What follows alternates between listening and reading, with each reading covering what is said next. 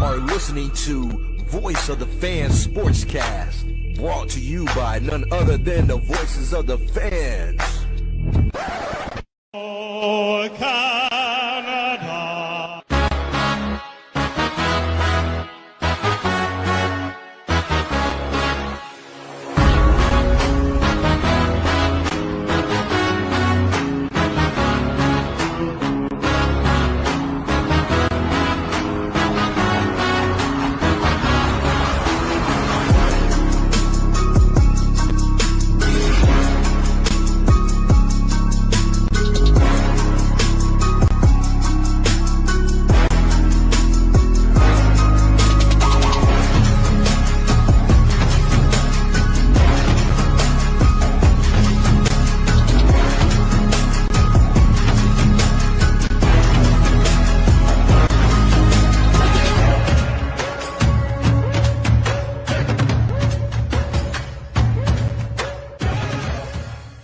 It is Wednesday, the 23rd of April. I'm Randy Kure. This is Voice of the Fans Canada. Hope all is well, and thank you so much for joining us. We're live on YouTube at VOF Canada as well. Be sure to hit that like or subscribe button at VOF Canada on Instagram, Threads, and Twitter, as well, of course, as well as YouTube. Also, if you're catching tonight's episode off of your favorite podcatcher, thank you, as always, for the download. Our focus tonight is essentially the playoffs, both the NBA and NHL. Some great storylines are developing, as you could expect, with every beginning of the postseason. And is there a sentimental favorite to win the respective championship from a national perspective? What on earth happened to the New York Rangers after coming out of the gate very hot to start the season? The Blue Shirts have cleaned house and did not make this year's playoffs. The Pittsburgh Penguins are another team who've missed out of the NHL second season for the third year in a row. And how long will it be for Sid, Gino, and company to make it back? And speaking of a look back or making it back, I tried to make a link there. It didn't really work out too well. But we are going to take a look at the Four Nations Faceoff, not so much regarding the tournament itself, but did it leave a lasting impression? And is the interest of hockey on a sustainable rise, especially in the United States? The Roundtable is back at it once again. Tony Antoniou is here. Tony, how are you? I'm excellent, Randy. Yourself? I am doing great. It's a great time of year for a sports fan. And returning to the podcast for the first time in a couple of years. It's been so long, we've changed the name of this podcast since his last appearance. He is always a friend to the show. He brings a wealth of broadcasting experience, particularly in sports. Especially with hockey. Joining us from Cary, North Carolina, Liam Gotimer is back once again. Liam, so great to see you. How are you? Randy, likewise. It's great to be here with you and Tony, and excited to talk some sports with you today. And yes, the podcast has changed from the last time I was here, but my excitement doesn't waver at all. It's going to be a real fun time, and I appreciate you guys having me on. Absolutely. No, we had a great chat. We were talking with Will Pesic. Shout out to Will and Beyond Hockey and everything else. No, definitely expecting a great show this evening. And, before we get into it, Liam, before we went live, you had mentioned that you are returning. Your parents had relocated to Cary, and seeing that it's really close to Raleigh. I know that you had just recently set up shop in Cary. What's the scene like in terms of playoff hockey, especially because the Hurricanes are really a stone's throw away? Must be a great place to catch the game at your local new watering hole, if you will. Yeah, I haven't made my way to downtown Raleigh or any watch parties just yet, but the environment that you get to watch on TV from both games 1 and 2 at the Lenovo Center has been awesome. And I know Raleigh always brings it when the Canes are in the playoffs, and this is a year for them where they have a golden opportunity to make a run like they haven't in the past. So it should be a lot of fun, and I'm definitely really happy to be in the surrounding area while they're making this Yeah. push. So. Very quickly, I'm a big sports apparel guy. I'm rocking the old school Dallas Mavericks jersey. Do you see any Whalers gear in since you set up shop in Cary, or is that something that you have yet to see? Honestly, tons, and especially when I was Really? down in Atlanta over the last 2.5 years as well. Just calling games at Gas South Arena, you would have fans coming from all different parts of the South, and a lot of Whalers gear, and especially up here in North Carolina too, with the vicinity and the relationship with the Yeah, Kings. no, great stuff. That was a great logo, great jersey. When I play NHL 25, I always make sure that the Hurricanes are wearing that Whalers jersey there. But, I you have a know, Whaler hoodie somewhere. you do have a Whalers hoodie. Oh, right on, right on. Stuff. But before we get into the playoffs and everything, guys, I always get jacked around this time of the year, and it's kind of ironic because my teams in Toronto don't really do too well in the playoffs, especially considering the fact that the Raptors was the first Toronto team to win a 16-team playoff, because obviously the Leafs have never done that. But you think about the NHL playoffs, and you think about the NBA playoffs, Masters, let alone the fact that the weather is getting warmer. I mean, Liam, from a sports fan's perspective, I mean, is this the best time of the year for you regarding sports and just soaking everything in? It's got to be, I'd be lying if I said I was more in tune with the Masters and MLS than I was the NHL and NBA playoffs, and especially the start of baseball as well. But just those three alone, I mean, we know how exciting, the NHL, NBA playoffs can be, and baseball, especially when your team is winning, like my New York Mets. It's a good time to get enthralled with all 162. So. Yeah, no, definitely an exciting off season, of course, with the Juan Soto signing, and Steve Cohen. He's definitely not too shy, doling out the dough. He really wants to see some World Series baseball at Citi Field. Tony, how about yourself? I mean, hey, obviously your work schedule is always packed. With Raptors and Leafs and so on. But is there anything that comes to as a close second compared to this time of the year? I mean, it's just great to be a sports fan, isn't it? It is. I'm a soccer fan, so like summer times are big for me when the international tournaments are happening. But right now we're in the thick of things for sure. I mean, the only thing missing, of course, is NFL football. But you could argue that the beginning of football season, hockey season, and the NBA season, that's a huge time too. However, we're in the playoffs now, right? We're right in the thick of things. Even in soccer, you're in the semifinals of the Champions League. You're down the stretch in all these different leagues in Europe, the Premier League title, the Italian title. So, again, speaking as a soccer fan as well, I add that into the mix. And so, yeah, I think it has to be considered the best time in sports right now.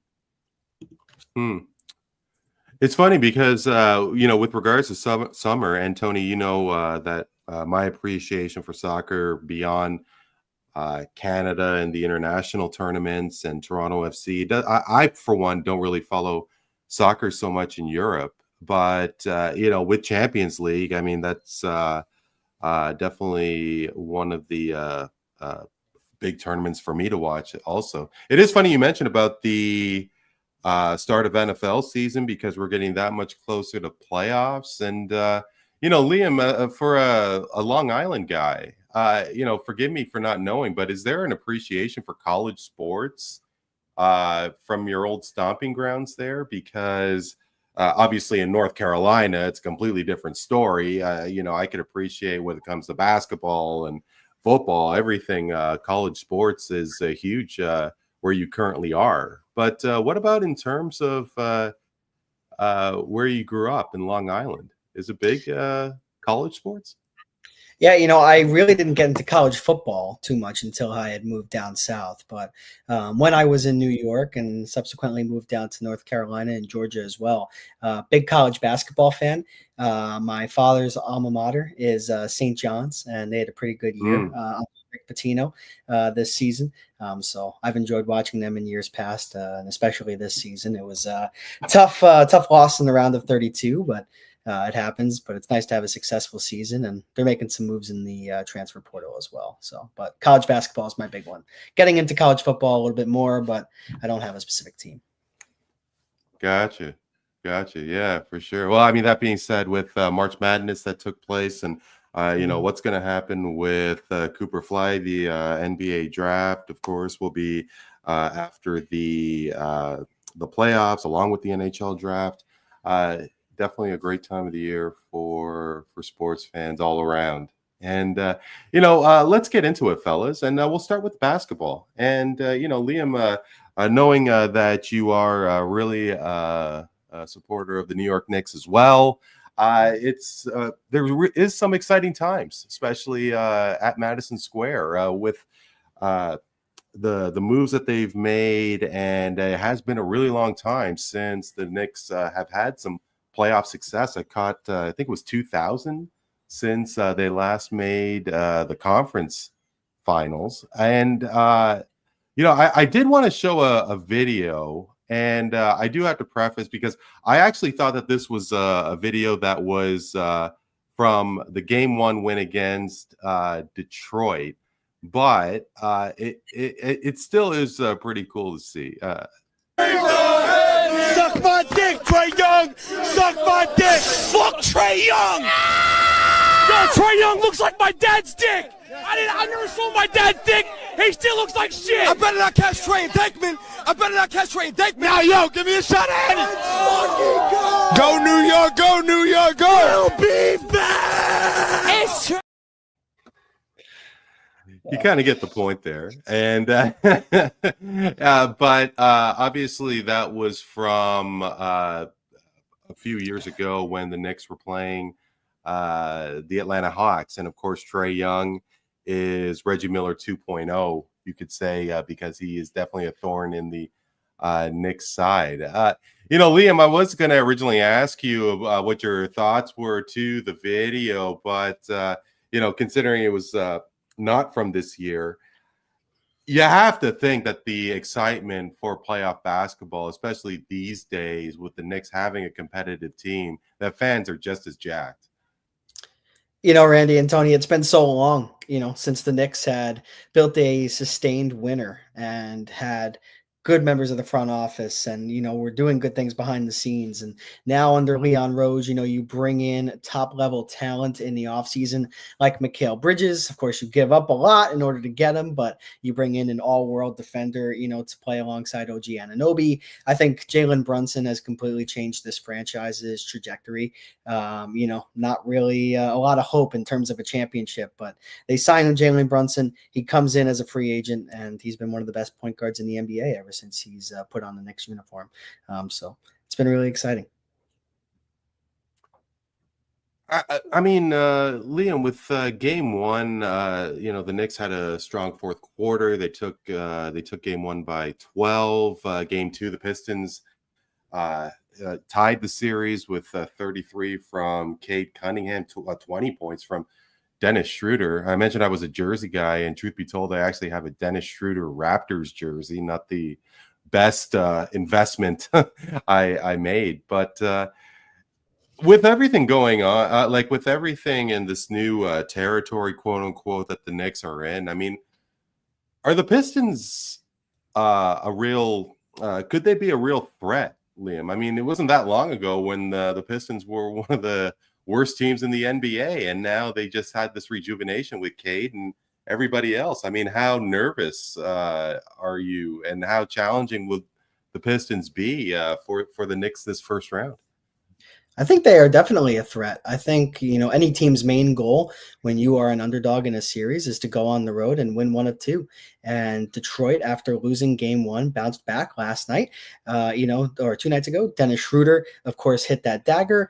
Cade Cunningham, is a superstar, former first overall pick. He's really having a nice coming out party with the Pistons. But to answer your question, they are a legitimate threat. They were able to split 2 games in a really difficult environment at Madison Square Garden, and now they have an opportunity here at home to make things happen. Of course, when you look at these 2 rosters on paper, right, you look at the Knicks, who are so star-studded, and you look at the Pistons, who are a couple of roster moves away from last year, like you said, being one of the worst teams in the entire National Basketball Association. It's really an intriguing matchup, but I'll say this, even though I'm rooting for the other team, the Pistons really showed me a lot in game 2. The fact that they were able to get a split, does put a little bit of worry into my mind as a Knicks fan. They have definitely caught a lot of attention from basketball fans just with this rejuvenated career, a season, and that there could be some better days ahead, some strong, like a strong future for those Pistons. And Tony, I was going to be a little tongue-in-cheek and asking if Toronto fans are just as bad as those Knicks fans. But again, obviously, when you think of New York, you think about New York basketball and, the great sports history that city has, that there is so much of a charge when it comes to the Knicks and, closer to our neck of the woods, that any playoff win is like a big party or a big celebration, reason to celebrate for Leaf fans. And you're close to the action, seeing the first 2 games. What has the atmosphere been like? Because it does seem, from my vantage point watching on TV, that Leaf fans are really bringing the noise. Yeah, I was mentioning last night to my fiance. I sent her a text message saying it's actually pretty insane in here. Not used to hearing that working at the Scotiabank Arena for Leaf games. Raptor games are always good. Obviously there's a passionate fan base. I was watching some interviews on Instagram where people were paying up to $450, $500 a ticket, like on StubHub or Ticketmaster resale. So maybe you're getting more real fans in there, authentic fans going to these games. Now, mind you, the last thing I think about when my team is winning games is my dad's penis. So I hope I haven't heard any of that around the arena, and I hope I don't. I really want that young man to reevaluate his life. But he's so happy his team is winning that he's thinking about his dad's cack for some reason. But that's another story. The atmosphere was insane last night. I didn't work the first game because I'm a strong Greek Orthodox man, so I didn't work on our Easter. But yes, last night was insane. We watched the entire overtime because our work was pretty much done, and it was pretty cool. And I thought it was one of the first times, you have a better idea than I do, that Leaf fans were really targeting Brady Tkachuk. I don't really recall seeing that kind of, singling one guy out and really trying to get at his side, especially at a Leaf game. Is that fair to say? Obviously, that's a spill off. I mean, I know we're going to be talking about the Four Nations tournament later on in the show, but that's clearly a spin-off from that, right? I mean, the Tkachuk brothers were enemies number 1 and 2 during that tournament for Canadian fans, and so this is a spillover. Not to mention that he plays for the hated, interprovincial rivals. So it's all a perfect storm, and then of course throw in the politics and the anti-U.S. sentiment that's going on up here right now, and it's a perfect storm. It's just it's all in good fun, I think. I mean, obviously, most smart Leaf fans, if they had a chance to have Brady Tkachuk on their team, they'd take it in a heartbeat. They would do it Absolutely. right now. But it's all in good fun, I hope. As long as we don't get personal and stuff and think about our dad's penises. I can't get over that. That's insane to me, man. The first thing that comes out of your mouth is that he reminds me of your dad's dick. I'm probably going to mention it a few more times in the show. I'm just letting you know. By all means. It's the Thank hatred. Liam, you wanted to add something? It's the hatred Thank God Knicks I fans grew up. have for Trey I Young. did. They're willing to bring up something that vulgar, you know, Yeah. in order to get at Trey. So, and they ended up losing that series. So, how much was it worth it? You know. Yeah, for sure. I don't know if Knick fans were talking about their dad's schlong during the Reggie Miller days when he stuck it to New York and Spike Lee back then. But hey, different times and different mindsets, I suppose. Whatever. Right. I'm sure that man is doing just fine. He's in our prayers. But you know, Liam, you know, we were talking about the actually, you know, before we get specifically with the Knicks, you know, I was kind of wondering, you know, with the Pistons and the Knicks, you know, having a little bit of moxie these days, and hey, you take a look at the NFL, and Tony's a big Bills fan, and the Bills, the Detroit Lions, they started to see some better seasons over the last couple of years. And you know, Liam, I'd love to know if you had to pick a team from any of the, say, four major sports that the country, the U.S. as a whole, would love to see win a championship. I can tell you right now that here in Canada, nobody outside of Leaf fans want to see Toronto win, even though it's been over 30 years since a Canadian team has won the Cup. They would rather have USA and American teams continue to win the Cup opposed to the Leafs winning. But you have to think that there's some sentimental favorites out there in pro sports. You know, if you had to choose a team that could be quote unquote America's team with respect to the Cowboys, who would you say? Well, it's not the Dallas Cowboys. You know, Randy, when you sent me the lineup and I was reading through this question, it was a tough one for me. And you know, even when you ask me now, I'm still going back and forth on it. Because it's so hard in the United States, I feel like, especially when it comes to sports, for fans to come to a consensus, you know, especially on who they would want to win, you know, a championship outside of their own team. But if I had to come up with one, I'm going to stick in hockey. I'm going to say the Minnesota Wild. The state of hockey has never seen a Stanley Cup. And I think Minnesota is the team that America, if they won the Stanley Cup this year, would be most happy about it. It's the state that best encapsulates the sport, and the Wild have never won a championship. They are an underdog this year. They have a lot of good stories on that roster. Tony, I know you know one in Marc-Andre Fleury, who's a goaltender right now. How about in his last year to be able to hoist up a Stanley Cup? That would be pretty sweet. So that would be my answer. Now, Liam, I know you know that the Stanley Cup has been raised in the state of hockey, and that was back in 1991. Yes. Mario Lemieux. By who, Tony? Sorry, correct my memory. Some team from Pennsylvania. By the Wild. Yeah. But yes, you're right. So, you know, they had a chance to see it in person at the old Met Center in St. Paul, Minnesota. At the old Met Center. Wasn't it game 6? Wasn't it that clinching game? Oh, no, it wasn't the clinching game when Mario Lemieux undressed the defender there and just dummy John Casey. That was game 1 or 2. Made a poster out of it. That was game 2. The game 6 clincher was an 8-0 final, actually. So I remember that. Yeah, that's right. It was over before it started. Yeah. I think there would be a general consensus on the Buffalo Bills because they're a small market team. They've lost 4 in a row, and I think people would get on board with that. I mean, there are certain areas that obviously Miami couldn't care less, and New York Jet fans wouldn't want to see it.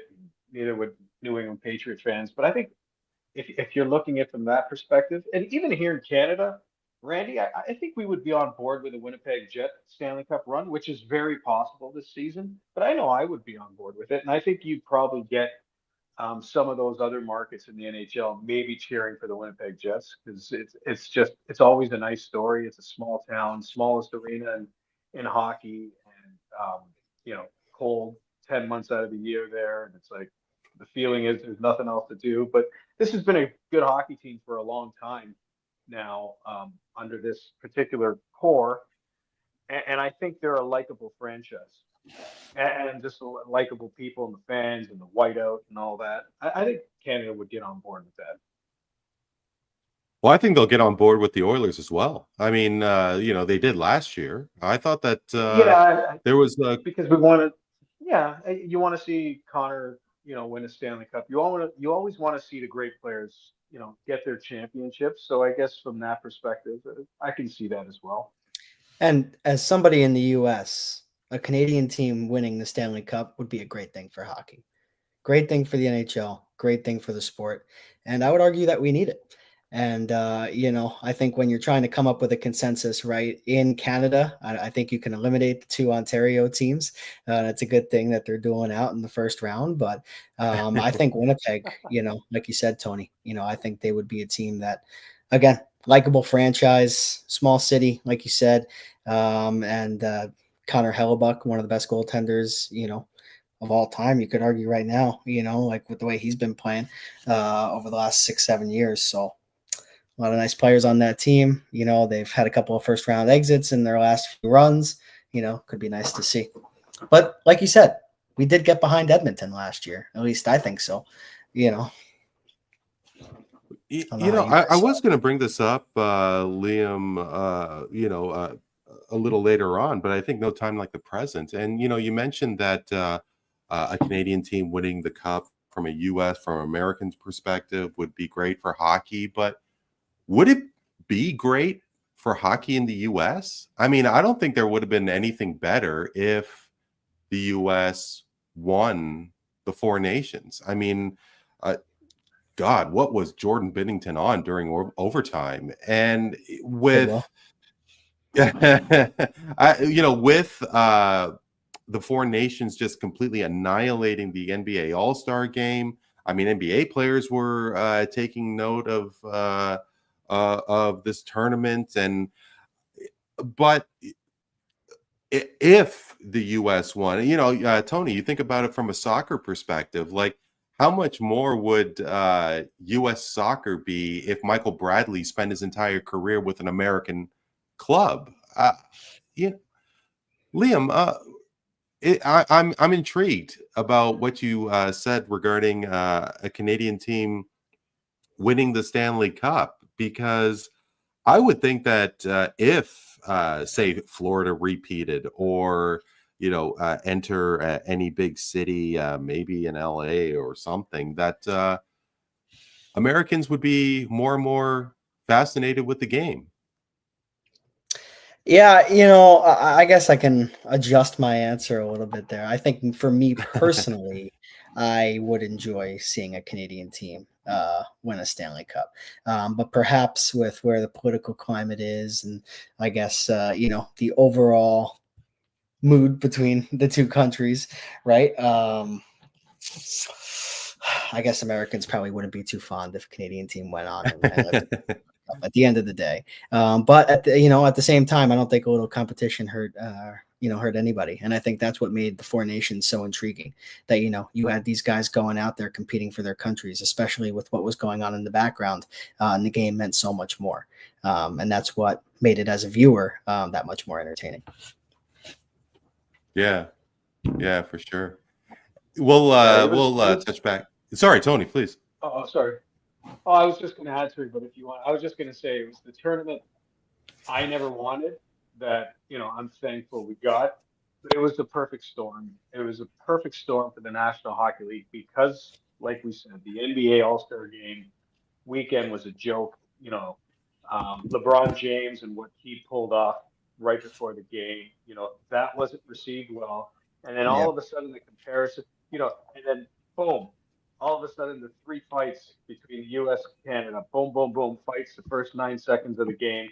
And then, PK Subban being on the ESPN platform and basically telling NBA players, you can't even compare the passion that these guys have.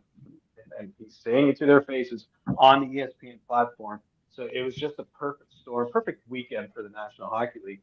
And it was a tough one for the NBA. They took a hit. They've been taking a hit for a while, I think, because they're just not likable. Players just aren't likable in the NBA anymore. And there isn't that face. They're starving for it. It's still LeBron. And I think fans don't want it to be LeBron anymore, but they just don't know who else to turn to.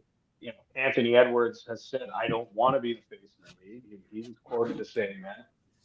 Who do you go to? Who do you look to? Although I heard over the weekend their ratings were up by about 4.4 million as opposed to where they're at last year for the opening weekend of the playoffs. So just stick to the games, focus. And there's been some good tough battles. Like I've watched the end of both Nugget and Clippers series, both games, the first two, and they've been very, very well contested. It looks like there's some passion there. And that's all. Just play games. Don't talk. I don't want to hear about your political opinions, your political views. Don't tell me, you know, like Dennis Schroeder, you guys were just talking, but don't tell me you're a slave on a plantation because you get traded eight times in your career. No one cares about that. You're making millions of fucking dollars. Shut the fuck up. You're not a slave. Just play the game. Seriously, just play the game. Show me some passion and I'll watch, right? I watched a couple of. I don't watch a lot of NBA basketball, but I tuned in towards the end of a couple of games, and I was like, I was impressed. I was like, that's all I asked for. Play the game, you know. Sorry, I went on a rant there, but it's just No. Rants are good. Rants are good. And I just feel as you were strongly. ranting away. Sorry, Tony. What was that? No, I'm missed just that saying. I just feel strongly about that. Sports fans just want to enjoy your talents. We're there to enjoy what you guys can do. All of us growing up, right? We all wish we could be professional athletes or something like that. So I'm not watching to hate somebody. I'm watching to respect somebody, right? Like because I can't do what these guys are doing on the ice right now, and I just want to be entertained. I don't care, and I don't need you lecturing me, and I don't want to hear a sob story on how you were a victim. Um, whether it be politics, culture, oh, I got traded 8 times, like just I understand you're human beings and it's tough, but just play the game. You're getting paid a lot of money. That's your job. You know what I mean? That's your job. Well, Play the game and shut the fuck up. I mean, I have been thinking about this because, especially, Liam, I could tell you, TSN radio here, the equivalent to ESPN, of course, they always make mention of the fact of how much money Austin Matthews make. You make a boatload of money and so on. I mean, it's peanuts compared to NBA salaries. And 20, 30 years ago, there was a lot more effort in the NBA All-Star game. And, in a couple of years, we're going to see a rise in the salary cap in the NHL. How far are we from seeing a $20 million a year hockey player? As an example, maybe it's a couple years away. But if the contracts do continue to escalate, are we going to see that same passion in hockey? This is an impossible question. I can completely appreciate that. But I don't know if we're going to see the blood and guts that, the four nations brought us. Because I think, the prime example is the NBA, the All-Star game. They don't want to get hurt. And hey, if I was Jaylen Brown making $63 million a year, I wouldn't want to sprain my ankle during an exhibition game. Apologies for the impromptu question here, but what do you guys think? Or if you're a young superstar and you have a potential to make max salary, you're not going to want to go out and potentially injure yourself, as well. So I totally agree. To answer your question, how far away are we from a $20 million hockey player? I don't think we're very far away from that at all. The cap is going up immensely. And I think after a few years where it stayed stagnant there, I think over the next two, we're going to see I mean, I don't know. I think they have come out with the increases, what they are going to be, but it's going to go up significantly. So I think we are going to see our first $20 million player, at least in the next 5 years here. But to answer the second part of your question, Randy, I don't think that's going to take away the passion, that players have. I think cost is relative. I think there was a time where Sidney Crosby, right, was making $8.7 million a season, and when his new contract came up, he's making quite a bit more now. Nathan McKinnon is a prime example, somebody who took, a significant pay cut, when he had his first deal, and now he's making, north of $12 million. So I don't think we're too far away, but I don't think it's going to take away from the passion that NHL players have. And on top of that, I don't think that the NHL is going to fall into the same trap that the NBA has. And going back to what Tony said before, just shut the fuck up and just take your money. I mean, when you're making that much, I can't tend to disagree. So just let us enjoy the sport. When you look at any of the other 4 major sports, you don't really hear that. It really comes from the NBA. And Tony's frustration is really an encapsulation of what many sports fans are feeling throughout the United States, especially. There is a mistrust with the NBA, and they have to gain it back. And luckily, the first round series so far, like Tony was talking about, LA and Denver, both of those games have been super entertaining, and maybe some of those fans are coming back and they're going to enjoy the NBA playoffs again. But from what happened a few years ago when the NBA got political, that's when a lot of that trust was lost. That's where a lot of those fans went away. And that's why when you compare the interest level in the NHL even to the NBA right now, it's not particularly close. The NHL is taking off. So the NBA has some work to do for sure. I don't know. Did some I don't damage. know if I. Yeah, well, I mean, sure. There were a couple of people who were really turned off from the political statements. I don't know if it would be that significant if load management was as prevalent as it is now. I think that a lot of the issue, truthfully, is because players are just taking games off at such an increased number. And I mean, I don't really hear a lot of people really griping about LeBron James and Kevin Durant's thing, during the, I guess it was during when COVID took place. I don't really hear too much griping about Nick Bosa rocking MAGA gear, and who knows what would have happened if Tim Tebow was, if he was still in the NFL. But I guess, not to intentionally single anybody out, but you think load management would die when the LeBrons and the KDs retire?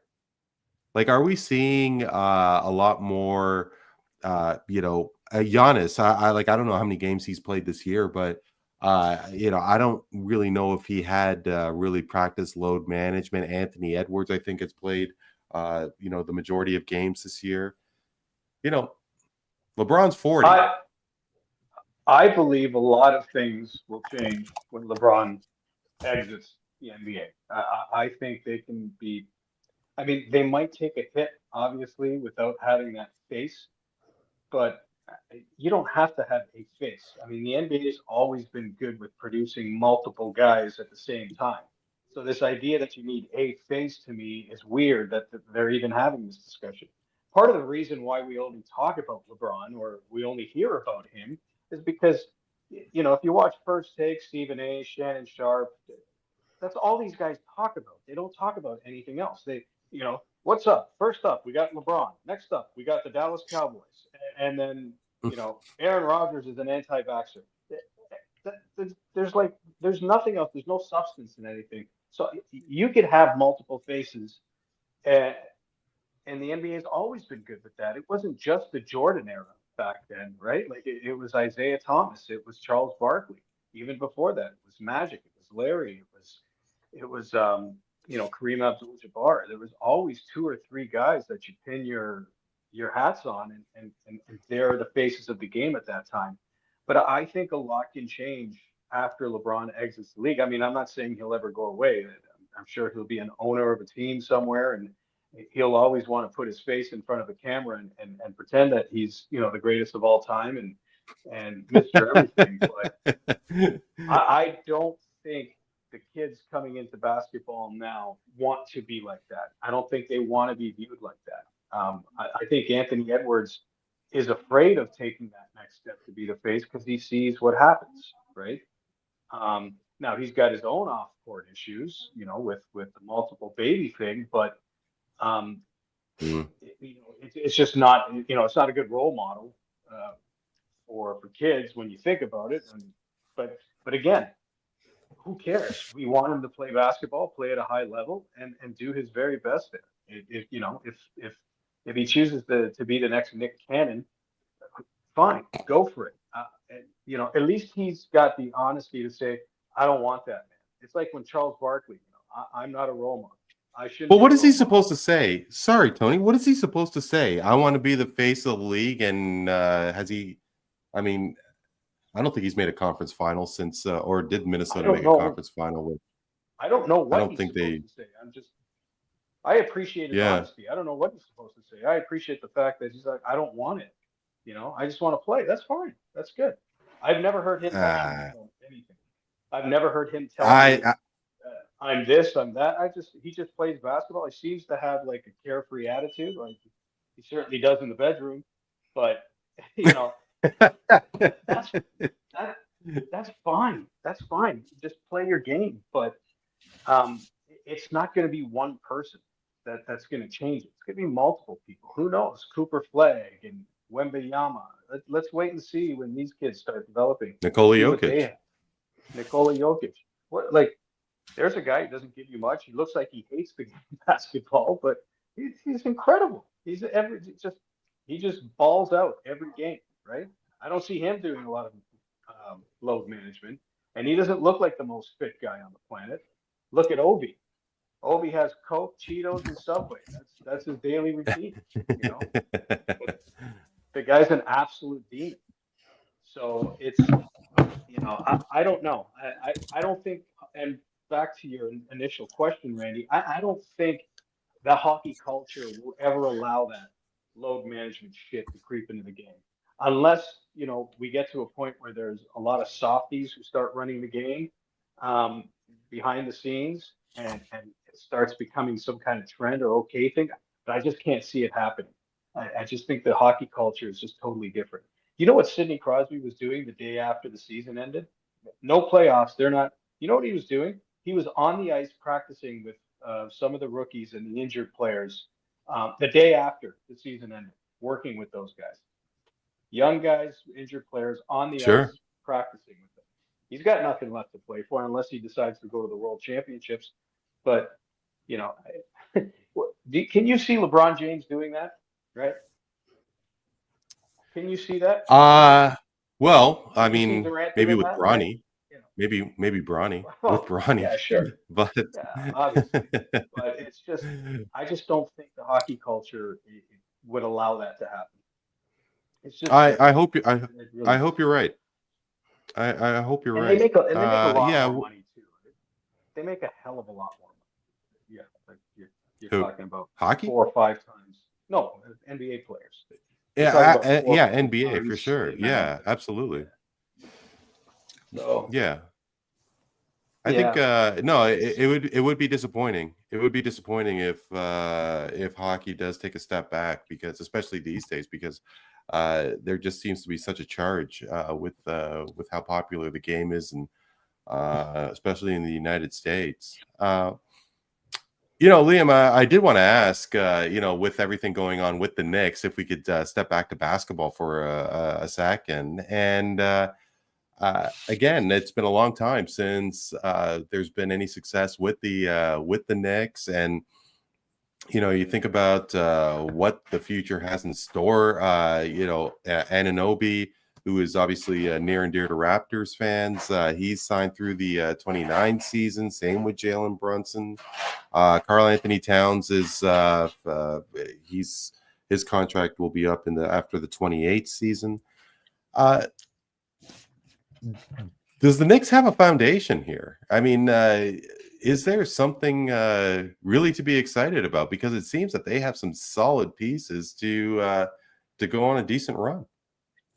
You have a top 5 point guard in the league, top 5 center in the league, and 2 elite defensive wings in Mikal Bridges and OG Anunoby. So the Knicks really have everything. I think if there's anything that's going to hold New York back, it's their head coach and his unwillingness to use the bench sometimes. And he likes to exhaust the starters, and Tom Thibodeau can sometimes fall into that. And we can see, the Knicks game 2, falling, due to that fatigue factor from time to time. But like I said at the beginning of the podcast, Randy and Tony, what Leon Rose has been able to build in New York has been really special. And I think foundation is the word. The Knicks haven't had a foundation in so long, and now they do. Like you said, most of their top guys signed at least through 2028. That gives you 2 to 3 years to build the right team, go and win a championship, and bring something to the Knicks that they haven't had in such a long time. So, can I just ask you, Liam? I wanted to throw this in. You know whose name you don't hear a lot who's that anymore? James Dolan. Yeah. Right. You don't hear his name at all, which means things are going well. Things are going the same right. thing will happen. I think the same thing will happen to the Cowboys. You'll stop hearing Jerry Jones' name when things start going well. But you have to remove yourself from that situation. And it seems, correct me if I'm wrong, that he's, taken a step back, listened to some people and said, okay, let's put this guy in charge. He doesn't have to be a name, doesn't have to be Phil Jackson. Don't make a splash. Let's just, go get it. And I'll stay out of the way. Am I wrong or No, I think you're absolutely right. And I think, Dolan's decision to do exactly that and let Leon Rose take over the reins a few years ago is what has led to the Knicks' sustained success. And on top of that, I know we'll talk about the Rangers in just a little bit, but don't forget that James Dolan owns the Rangers too. And he's not taking that same laissez-faire approach that he's taken with the Knicks and done that with the Rangers. And look what's happening. You have the Knicks, who are having a great season. They're making the playoffs. They're in their first round. They have championship aspirations if, they can get past the Boston Celtics. And you look at the Rangers, who are a complete dumpster fire. And you wonder why. So I think James Dolan should take a page out of his own playbook and step aside when it comes to the Rangers and let the people who know how to run organizations do exactly that.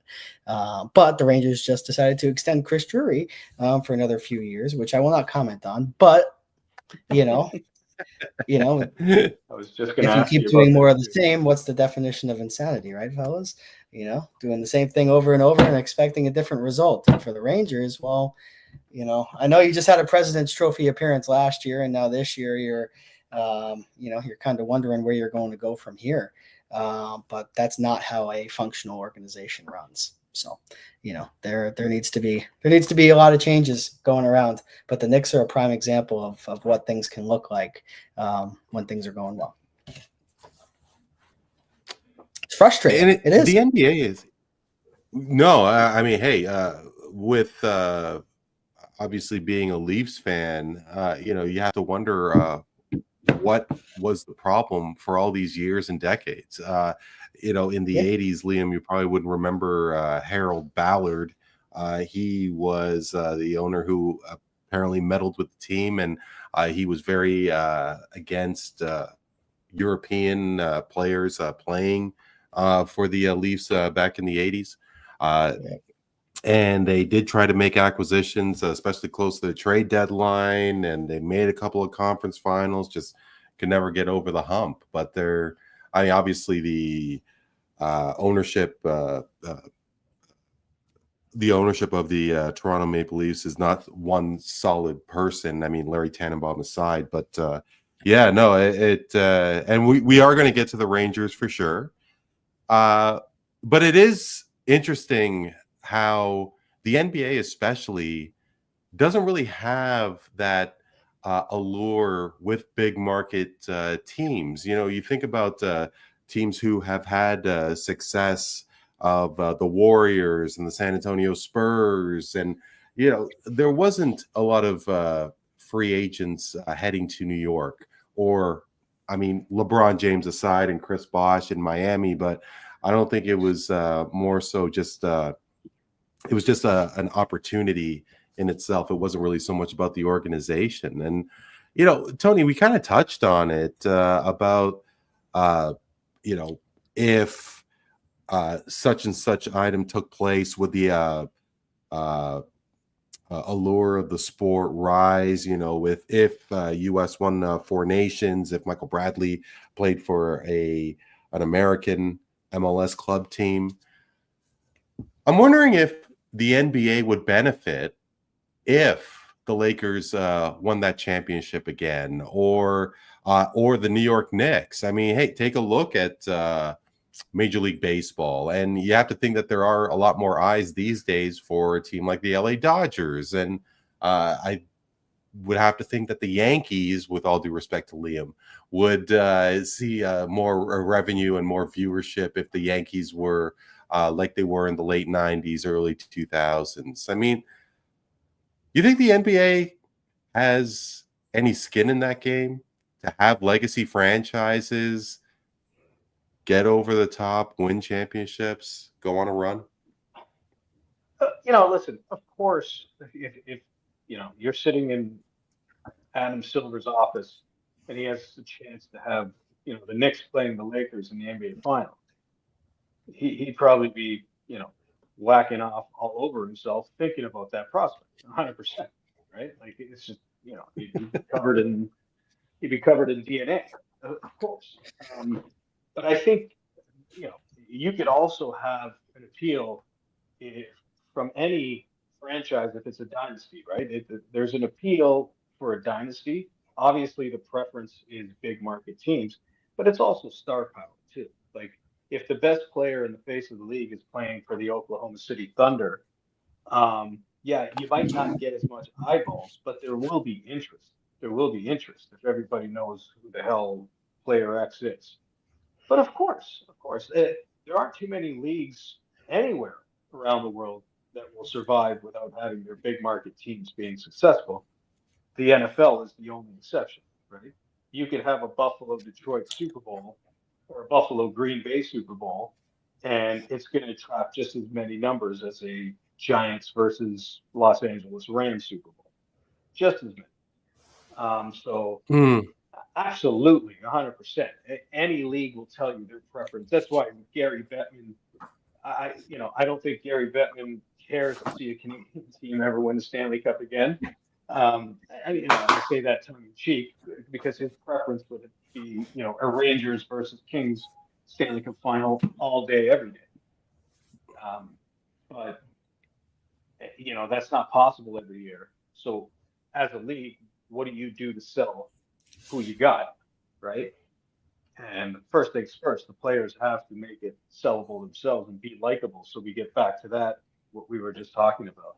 But 100%, most leagues would prefer having their big markets be on the big stage. It's just, it's a no-brainer.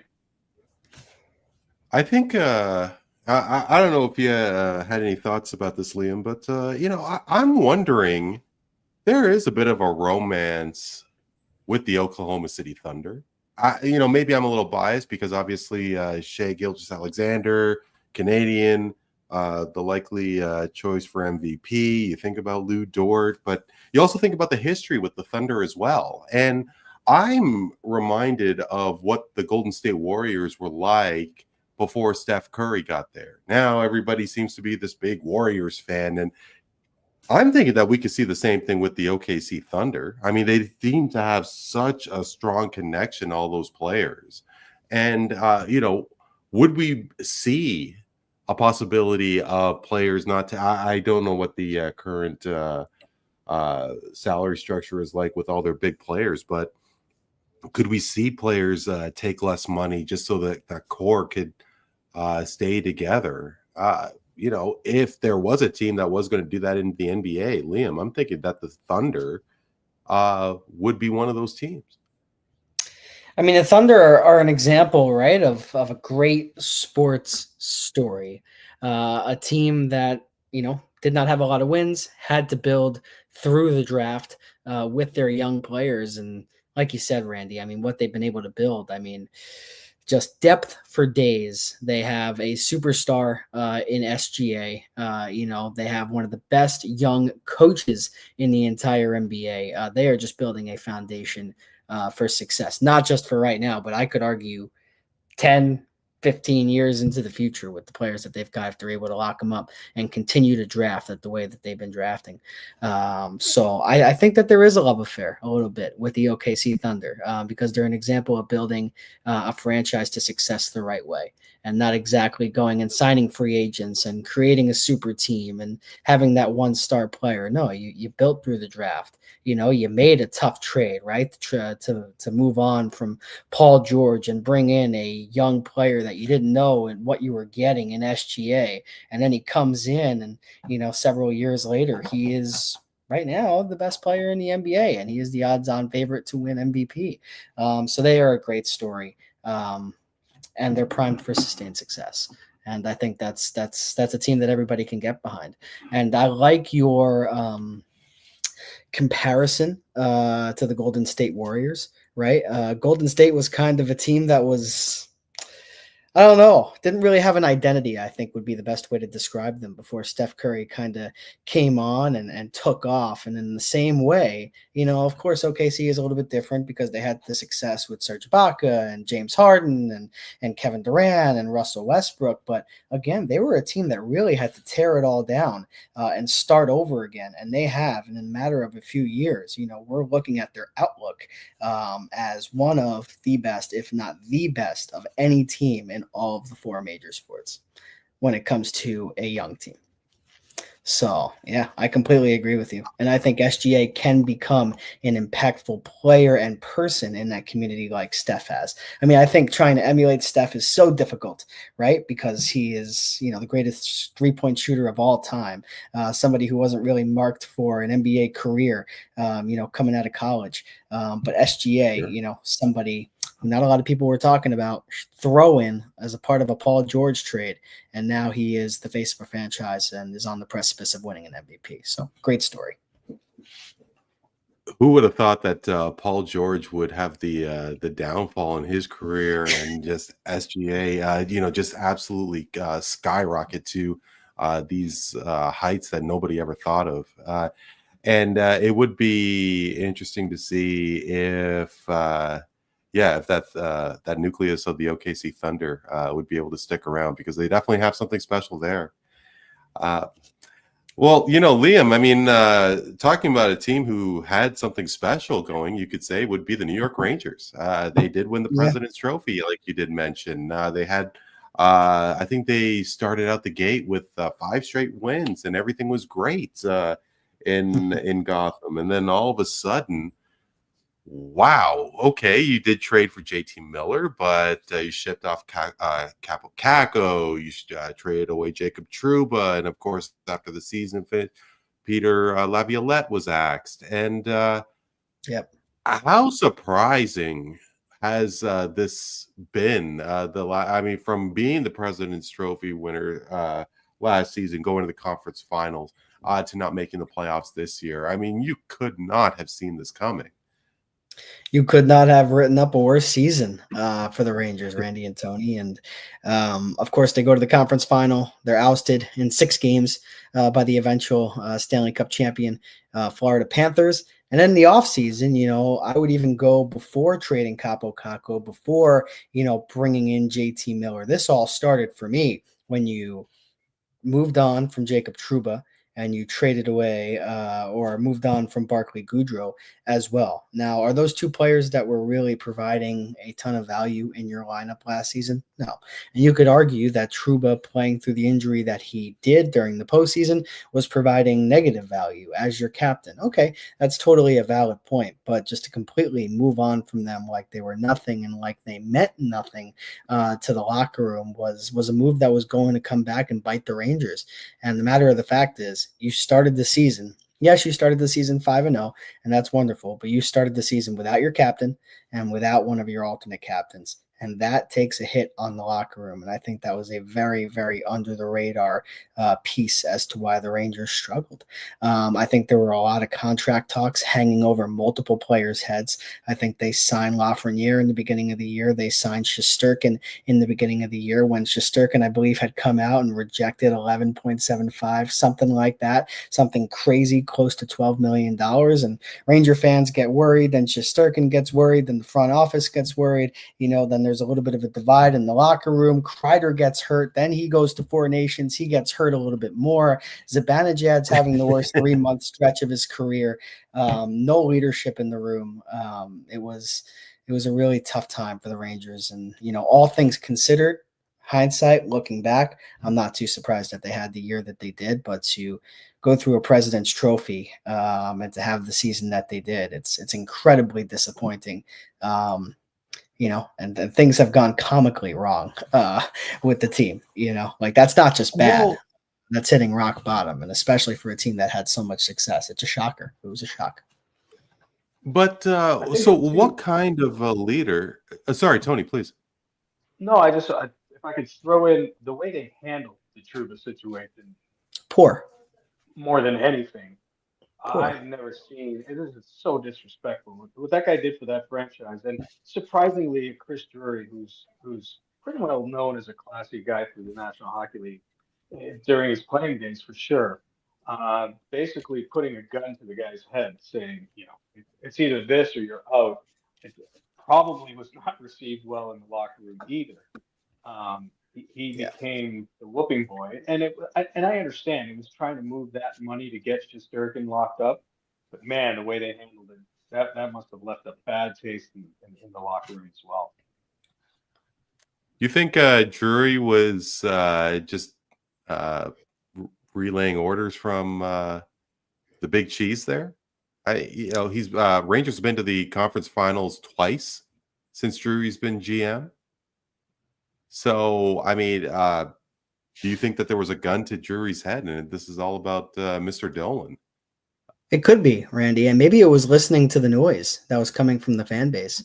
Because I could tell you at the time that when the Rangers got eliminated by the Panthers in 6 games, a lot of fans were looking at 2 places: the $3.6 million over the remaining 4 years that Barclay Goodrow was making, and the $8.5 million that the captain Trouba was making. So there was a lot of noise surrounding those 2 players.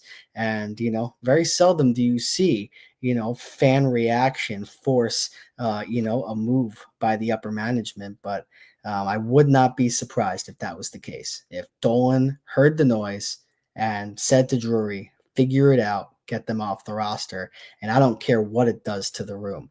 But the matter of the fact is, you cannot, as a general manager, make a decision solely based off of the salary cap. You have to take the players, the existing players that you have on the roster into account. And like Tony said, they felt disrespected. The way that this situation was handled was poor. And if you're a New York Ranger and you're a longtime New York Ranger and you're sitting back and you're watching that Jacob Trouba situation, what are you saying to yourself? What is Chris Kreider saying to himself? That could be me. And guess what? By the time they got to the trade deadline the next season, it was him. And he wasn't moved, but he's probably going to be moved. And I just think that sends a horrible, horrible message to the players that you have around. And things are going to get worse before they get better in New York. And, I don't want to put that all on Drury, but as a Ranger fan, I can't really sit here on this podcast with a lot of pride in my team after what they've done in the last several months on many accounts. Many. Well, you have those Knicks, Liam. Don't. I didn't have them for a long time. I had the Rangers. I felt like the Rangers had to die so the Knicks could live, Randy. So yeah, seriously, yeah. No, it would be nice if both teams would be, experiencing great things at the same time. But hey, as a Leaf and Raptor fans, believe me, I know the pain. But Tony, as Liam was mentioning, what the future does look like for the Rangers, and you have to wonder if rebuild is quicker between the Rangers and your Pittsburgh Penguins. I mean, let's call it what it is. The Penguins haven't made the playoffs in the last 3 seasons. Sidney Crosby, Evgeny Malkin, they're not getting any younger. You have Erik Karlsson on the books for another couple of seasons at $10 million a season. What's going to happen in Pittsburgh? I mean, a lot of people still believe that Malkin, Crosby are not going to get moved. I'm still of that same sentiment, but you actually think that Sidney Crosby could potentially play the rest of his career and not sniff playoff hockey again? That's something I don't really believe will happen. I do. Yes, I think he places a high level of importance on being a Penguin for the rest of his career. This is the last year of Malkin's contract. I'm pretty sure he won't be re-signed. Next season is his final year. Listen, Kyle Dubas came out. Next season. Kyle Dubas came out and said he feels the worst is behind him. My response to that is, yeah, right. I think there's more pain to come. But he's accumulated 30 draft picks over the next 3 draft sessions, which I think is, as a Penguins fan who's enjoyed the success but watched a tremendously depleted prospect pool year after year after year, that makes me happy. The key to the Penguins next season is to get young and stay young and push these young guys that they have. There's some prospects they're happy with, finished off the season, and we'll see what happens. However, you have Karlsson, Letang. I don't know what his situation is. He just had another procedure done to close a small hole in his heart. That's coming off of 2 strokes he's had in his career. I don't know where he's at, what he's thinking. I'm thinking he's going to try and come back and play because that's just the kind of guy he is. But I think there's going to be a lot of pain. But I've said it before. This is partly Sidney Crosby's doing. He's not a guy that meddles a lot, but when it came to re-signing Letang and Malkin, he meddled. He stepped in and wanted to ensure that his guys were with him to the end. I think they really wanted that streak of 18 passing the Yankee 3 there for the longest trio teammates in the history of team sports, and they've achieved it. What happens here on in, I don't know. I'm not terribly optimistic. However, I do like the fact that he's got, that many draft picks over the next few years. I think Kyle Dubas is there to take the team post Sidney Crosby, not with Sidney. He'll do what he can to try and get this team back in the playoffs. And Sid's still there. He could still help. I mean, he could do what Ovechkin is doing, but you've got to surround the team. You've got to get younger. That's the bottom line. And there's still too many guys over 30 on that team. So I don't see how much better they're going to be next season, especially if you're coming back with the same coach. I'm surprised, Sullivan's coming back. I know he's the highest paid coach in the league. I know he's highly touted, and I'm not saying fire him, but I'm saying usually what you see in this situation is that you move on with a new coach, with a new philosophy, and see if that can get you going. But overall, I mean, no, I'm not optimistic that they're going to be a playoff team by any stretch. But I don't think Sidney Crosby's interested in playing anywhere else. So you're not buying Crosby hooking up with McKinnon Colorado? Colorado? No chance. I think, listen, the fact that guy has gone out of his way to say, hey, I want my cap hit at 8.7 every year. I want us to always have flexibility to keep. He is the most different superstar I've ever seen in the history of sports. I don't think I'm being overly dramatic by saying that. He's an unreal figure. Like, it's just way too good to be true. And I know he puts a high importance on playing with the same same team's entire franchise. Now, look, something can change drastically over the summer. Something can go terribly wrong where he says, you know what? I don't agree with what ownership is doing here. Kyle Dubas and I aren't seeing eye to eye, sure. But I'm sure he knows what's up. He's not a stupid guy. He can see the writings on the wall. He can see that there's certain transitions that need to be made, and I can't see it. There's something drastic has to happen within that organization that we don't know about for him to want to play somewhere else. I'm 100% confident in that. It would be a major surprise if Sidney Crosby does get dealt and is no longer Pittsburgh Penguin. But of course, a lot of people were surprised. I thought that Luka Doncic was going to stick around for his entire career, and look what happened there. I mean, maybe it's a little unfair to compare one to the other, but yeah, it would be very surprising, especially with what Sid has done and what he could still provide as a leader of the Penguins. Fellas, I know a lot of hockey is yet to be played, and we're only a couple of games in most series. But who do you like? Liam, you were talking a little bit about the Jets. You were talking about the Wild, and of course, whether you think that they're going to ride it out into making the final. Who do you guys think could be lifting Lord Stanley's mug when all is said and done? Tony, you want to take it? I have no idea. Like the 16 teams make the playoffs. Honestly, there's a legit 10 to 12 teams that can win the Stanley Cup that wouldn't surprise me.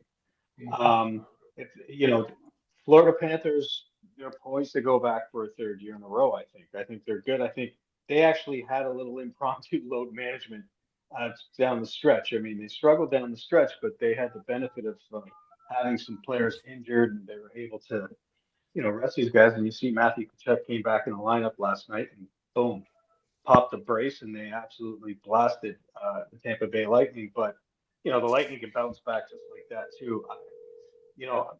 Now it's not easy winning 3 in a row. I mean, the Tampa Bay Lightning did get to 3 straight Stanley Cups over the last few years, but I don't know. I think the Leafs are poised. They look like a totally different hockey team, especially the way they've been battling against an Ottawa team that comes hard at them, but they've been tough. They've been, they look like a completely different hockey team. So I can't even begin to predict.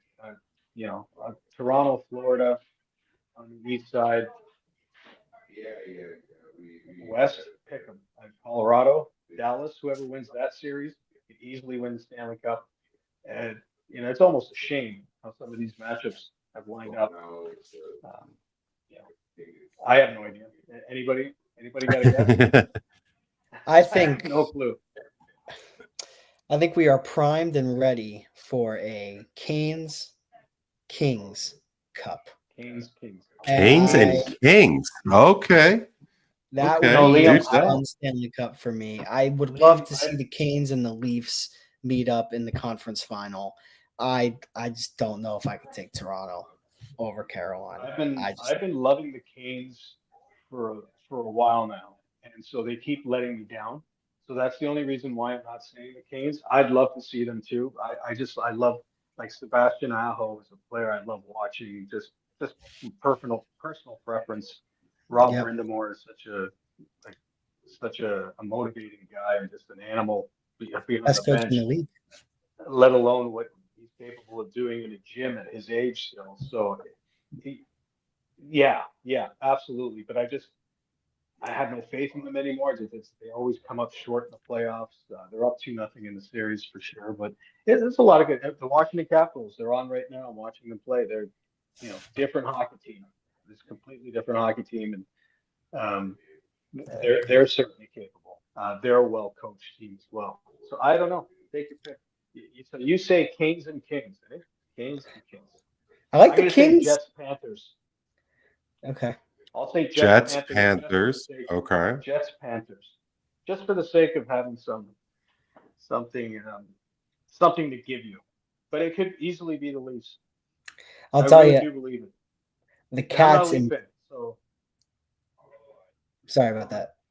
I was going to say the Cats embarrassed the Lightning last night. That was a statement. So, just going off of what Tony said, I wouldn't be surprised if the Panthers made another run again. That was impressive. Mhm. Yeah, and I mean, like Tony was talking about, 3 cup appearances in a row potentially for Florida. I mean, you think about Bennett, you think about Kachuk, going all out during Four Nations. They must be on absolute fumes right now. And but oh my god, I can't believe I'm saying this, but I really think Toronto has what it takes. I'm sorry, it's ridiculous to say this because what kind of goaltending is Stolars and let alone Joseph Wall, and they've never made it past the second round and everything. And it's only been 2 games, but geez, I'm sorry. I think that Toronto could do it. I I hate myself. I'm gonna cry myself to sleep. Feeling this way. But call me crazy as well. I'm thinking something about Colorado. I think Colorado. I'm going Colorado Leafs. I mean, I just there's something about LA. I mean, like how many home losses did they have? 3 this season. I mean, it just there wasn't. I think it was towards the end of the season where a lot of people just noticed out of nowhere, hey, LA has just been killing it this year. And who do they really have? I mean, does playoff experience mean anything? And with LA, they just seem like they're so new to the dance. Let alone, hey, what's going on with Edmonton? I mean, uh, yeah, sure. They didn't take game 1. I mean, they're down in the series right now, but could they potentially get back into it? They kind of stumbled towards the end, I suppose, but of the regular season. But yeah, no, it was funny when Charles Barkley predicted the Leafs Jets for the Cup final there. I don't think. I'd love to see Winnipeg. We were talking off the top there about Winnipeg, potentially making, they had such a great season. They've had a pretty strong run the past few years when Paul Maurice was there, Dustin Byfuglien. But yeah, no, I mean, it would be great to see. I don't think Winnipeg has what it takes. And like in the last 57 years, I could be dead wrong about the Toronto Maple Leafs. So we will see what happens there. But,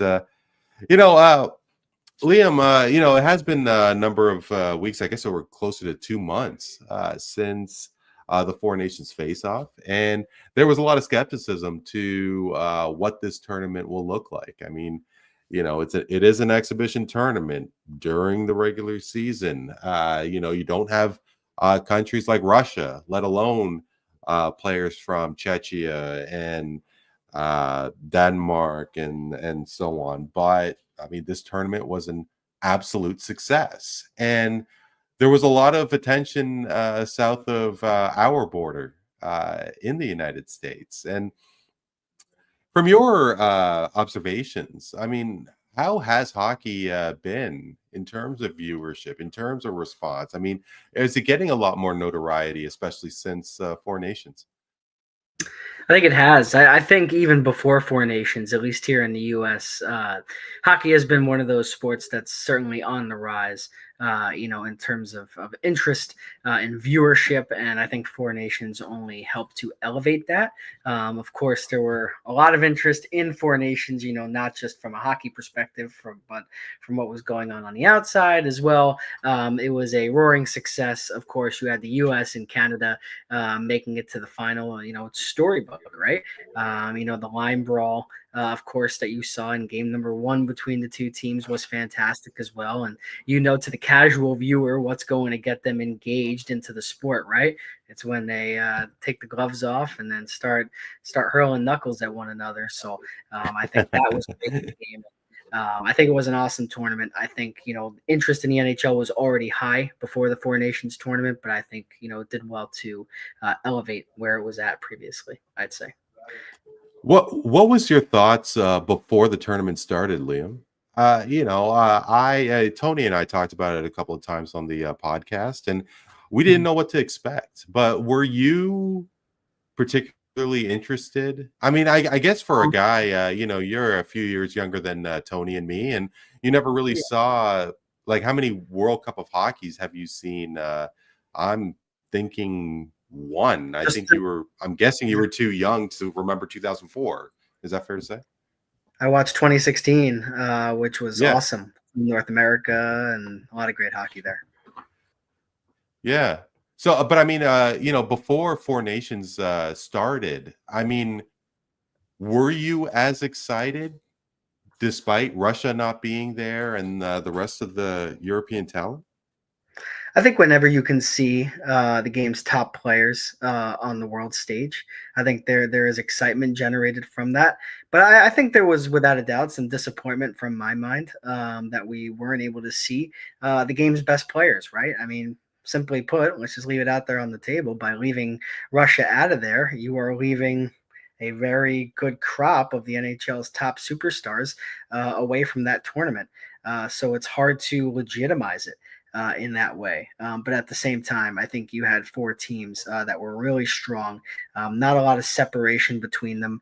You're going to get some great hockey no matter what the matchup was. Finland, Sweden, United States, and Canada. It was a ton of fun. We got the final that we wanted. I wasn't too interested in it beforehand. It was something that I figured I would just turn on and, check what the score was, see if McDavid, had any highlight reel goals. But as the political climate, started to really become high and large, surrounding the tournament, and when the games became interesting, with the fighting and, the back and forth play, I think that's when I really got engaged with it the most. But I didn't know what I was in for, I guess I could say, before the tournament started. But afterwards, it definitely has left me wanting more, in the coming years if the NHL decides to go that route again. Absolutely. I mean, especially, I think one lasting memory was Brady Tkachuk's goal in the final when he just screamed and just went to the corner and just started, after the goal in the championship game. I mean, just amongst everything else, the three fights that we have talked about a number of times on this on tonight's episode. It was just fantastic stuff. And But Randy, Tony, I do have. Oh, please, yeah, by all means. just watching that, sorry to interrupt, but just watching that and, feeling the emotion and knowing that that championship game meant probably as much to Brady Tkachuk as a potential Stanley Cup would in the future. Like, as a fan, that just gets you so engaged, when you know how important these games mean to the players. So just from that standpoint, it was really enjoyable just to know that, unlike an all-star game in the NBA, like we had talked about previously, where it's a struggle, to get the players to go all out, in the Four Nations tournament. The NHL needed none of that. There was engagement from the players from start to finish. Well, and hey, the fact that Trump called the U.S. team to rev them up before that game, or I can't remember if it was the preliminary game or the championship game, but getting a call from the president before a big matchup like that, especially for hockey players. Like, I mean, how many times do they get to rub elbows with the leader of your country? Let's call it what it is. It was just such theater. But Tony, I do have to say that I am a little skeptical. How many times have we seen American success in a hockey perspective, but it really fizzled out? I'm thinking about Lake Placid 1980. I'm thinking about the New York Islanders winning 4 cups in a row. I'm thinking of the U.S. winning World Cup 96.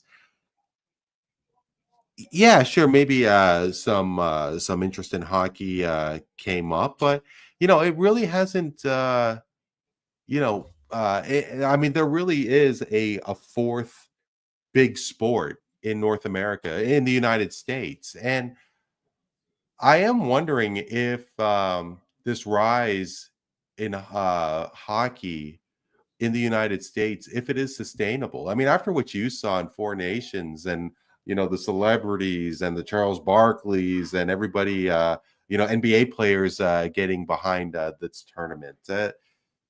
You think it's the popularity is going to stick around in the U.S. regards to hockey? I think it's going to be what it always has been.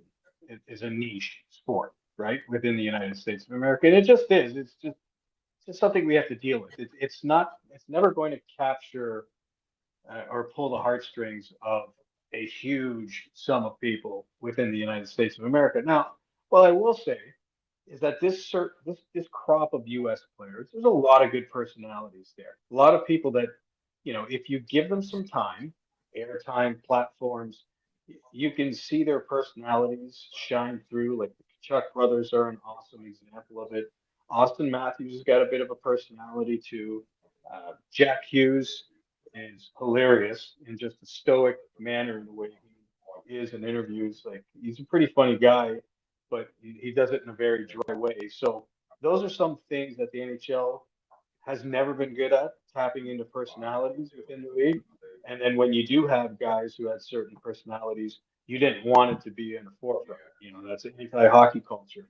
So that's up to the league. That's up to people running hockey and some of these platforms to give these opportunities. But at the end of the day, for it to have an overwhelming amount of success in that country, in the US, it's not going to happen. And who knows if it ever will happen. But for those people who care about it, there is a market for it, and it can grow. There is a potential for it to grow. But let's try and tap into those people who enjoy hockey and follow hockey with a passion, and showcase these guys more off the ice. And you don't have to have them in commercials wearing their uniforms just so they look familiar, right? Like you can do it with them wearing street clothes. Try something different. But I think there's potential.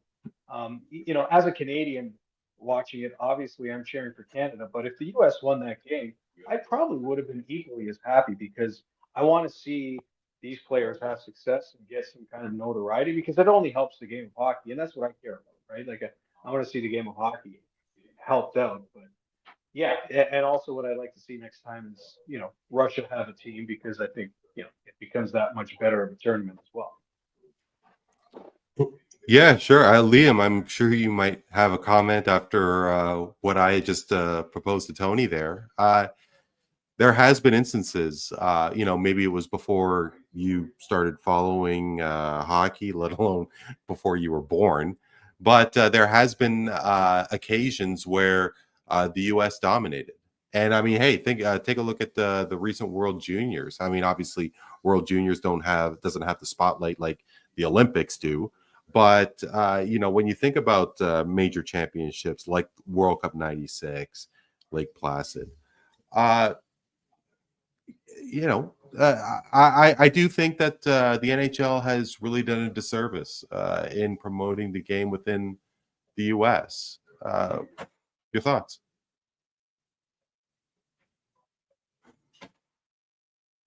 Oh, Liam, you're on mute. Should know. When I join a podcast, it happens once an episode. I always No, hey, I'm right there with you. Tony tells me, Randy, you're on mute all the time.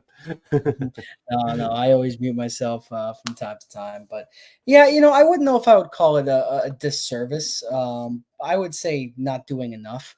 The NHL just in terms of its impact in the United States alone. But again, and in terms of the United States success, in world tournaments in the past, they have had their fair share of success, and there is no doubt about it. And I think that's a good thing for the sport. And there's always more that the NHL could do. But yeah, I know it's a game right now, at least in terms of the National Hockey League, that is based pretty much in the U.S. Definitely has its fair share of viewers and teams in Canada, but the NHL definitely knows that their focus needs to be here. And in past years, it hasn't been that way, but hopefully that can change in the future. Yeah, not too passionate because one way or the other, to be honest. I'm sorry. No, continue. My fault. Yeah, sure. No, I think it would be just wonderful if there was that increased passion, that Canadians have towards hockey. It's a beautiful game. The three of us know that, and hopefully more and more people from the U.S. Start to realize that as well. Guys, we did touch on all the political stuff that did take place, especially during Four Nations. And Tony and I, Liam, we've had some decent, some very great chats with regards to the political climate and so on. Tony has even stated so much on tonight that he just wants to see the game, and he doesn't give a damn about political positions and so on. But I mean, you even touched on it yourself that the political position and how the climate between our two countries really elevated the four nations. And I think it just created so much more to the tournament. And, to take it from an individual perspective, look, I'm it's not really much of a surprise. Maybe it might be that I'm a kind of a liberalish left of the aisle kind of guy, but I think it is really important to see and like a Tim Tebow, talking about his pro-life stance, and Nick Bosa wearing a MAGA hat and rocking Trump gear and so on. I mean, hey, it's not my bag, but I think that visibility is important. And but I mean, you take a position of one player, one team, even, and you just leave it all out on the court. I think that we can take political view from person A and just use that as motivation and just simply focus at the sport and the competition of it all. Am I crazy to think this way? I mean, obviously, everything with regards to foreign nations and as I mentioned, what's going on with Canada, the United States, it just elevated the appetite of this of the tournament. What are your thoughts? Yeah, I don't really love to see it. I like to see a separation, like Tony was alluding to, between politics and sports. And whenever they cross over, I know it can be definitely a little bit of a controversial game. But matter of the fact is, like I mentioned earlier in the episode, and like you just touched on, Randy, it added an extra element to the game. And as a fan, that increased my interest in the game. But is it something that I would like to have a recurring theme in my sports? No, not necessarily. So, I do think that it can have its positives. And in this instance, it definitely did. But, just generally, I would like to separate the two. That's my take. No, fair And enough. if you took, Fair enough. so Please, Tony. and if you take the politics out for a second, right? And you're watching the starting of that Canada-US game again. We'll go back to that 9 seconds of perpetual fighting. Say there was no politics going on whatsoever. There was no booing. There was no tariffs. You'd be glued to that TV. You wouldn't be thinking about politics, right? I mean, yes, you said it added to it. Of course it did. But you would be watching these guys playing essentially an exhibition event, wailing at each other just for the fuck of it. See, that's I don't know. I don't know if I agree. I don't know if those three fights in 9 seconds would take place. You don't think so? I don't know. I don't think they would have taken place either. I think it was a predisposed. So it was the booing. So you think it was the booing that was happening in that arena that made the Chuck brothers say, "Fuck that, we're going to drop some gloves to them." I think it's about giving the fans a show. Give the fans a show. What's that? Give the fans a show. We're here in Canada, great environment. Let's do it. That's why fans are tuning in. They want to see that animosity because they know what's been going on. That's how I see it. What do you think? I also I think before you continue, Tony. I mean, because obviously Brady Tkachuk being in Ottawa, hearing the booing of the national anthem, Austin Matthews being in Toronto, Connor Hellebuck in Winnipeg. I mean, you hear the boos of the Star Spangled Banner, and that would just charge them so much more. How much booing took place in Montreal during that game, and I'm sure that pisses off a lot of people, especially players on the American side. And the booing wouldn't have taken place if the tariffs didn't take place. And I think that really is the reason why the fights took place in the first 9 seconds. I don't doubt that for a second. What I'm saying is let's imagine that wasn't happening and those fights still happen. I'm saying because it's very possible. It's very possible that the United States players said, you know what, we got to make a statement. We got to come out early. We got to show these guys that we're not afraid of you. You know, you're not going to get one over us. Still would be interesting. Like I think it could still happen. What I'm saying, right? But yes, of course, Perhaps. it's added to it. But if you take it out, you know, and just you could still get that kind of animosity, just for pride's sake, right? You're still representing your country, regardless of who the leader is at that moment or not, or whatever terrorist bullshit is happening, or whatever the fuck it is. My point is that you just imagine that's still happening without all that noise in the background. You're still interested. You're still looking at it and saying, "Holy shit, these guys are playing an exhibition." Like, you know, and they're still showing that kind of passion. So it's possible.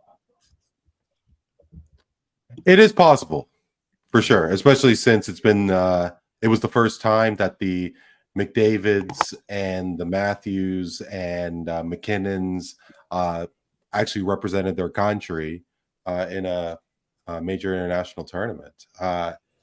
So who knows? But yeah, it just such fantastic theater.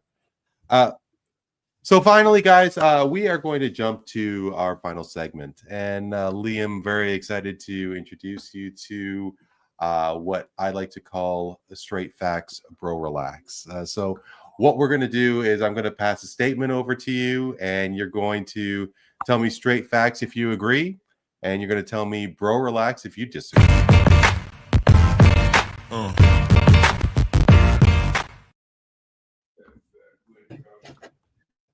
We are going to start with Tony, and hey, talk about difference makers in the beautiful game of hockey. Alexander Ovechkin, of course, is the league's the top scorer, surpassing Wayne Gretzky a couple of weeks ago, and he definitely has a lot left in the tank for this season, and the rest of his contract will actually conclude at the end of next season. He obviously has a huge passion for his homeland of Russia. And is it that far off to see him in the KHL after his current contract expires? Alexander Ovechkin will finish his career in the KHL. Straight facts or bro relax? Oh, I could easily see a straight facts there. Money talks, and I'm sure he'll get a boatload of tax-free rubles from his god, Vladdy Putin, and set off into the sunset. I think it's very possible. So yes, straight facts. Yeah, I mean, how many years has Jaromir Jagr not been in the NHL, and he has played a number of years in Europe, and I wouldn't be surprised if Ovechkin is he still playing? I did catch him last year, but is it sporadically, or is it a full season? No, he's playing. It's not the top division of Czech hockey, but it's his hometown team in Kladno, Czechia, and I believe he's got some ownership stake in it, and he's still playing. He's still good for playing. him. That's fantastic. So, Liam, we are going to end off with a little baseball, and you mentioned that you are a Mets fan, and of course, they made a huge splash with the signing of Juan Soto, and for $765 million. I did catch his stats. He's having a little bit of a slow start this season. Is he really worth that kind of scratch? is he going to be that difference maker? Could he actually not only lead the Mets to a World Series, but individually, will he actually be the top player in the league? I'm a little skeptical. Juan Soto will not be awarded an MVP trophy during his time as a New York Met. Straight facts or bro relax? That's straight facts. That's straight facts. Even as a Mets fan, I gotta say, and the biggest reasoning behind that, there's a couple of them, but the biggest one for me, Randy and Tony, is Shohei Ohtani. Shohei Ohtani is a Los Angeles Dodger, and as long as he is pitching and he is hitting, I do not know how at the end of the day you cannot award him the trophy of the National League's most valuable player. So that's the biggest factor above all for me. Additionally, I think the fact that Juan Soto is probably the greatest hitter in baseball right now. He's 25, 26 years old. He's still super young. His best days are ahead of him. But at the same time, doesn't really play a lot of defense either. So now you want me to give somebody who may be a DH in the next 3 to 4 years an MVP trophy over, up and coming talent through the National League like Shohei Ohtani. I know Cy Young is there for a reason, but Paul Skeens, with how good he is going to be with the Pittsburgh Pirates, there is a lot of up and coming talent. Ellie De La Cruz over with Cincinnati, how good he has been.